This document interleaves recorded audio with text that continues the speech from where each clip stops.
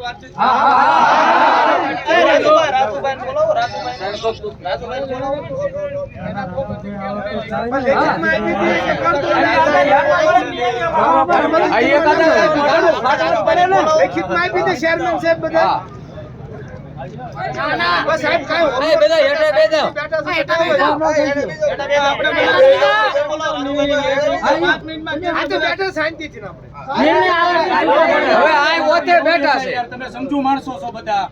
ઈમે સમજો છે વાળા કેમ નહીં સમજતા? આપણે રફ નીતિ જેને કરવાની શાંતિથી બેસી જાઓ.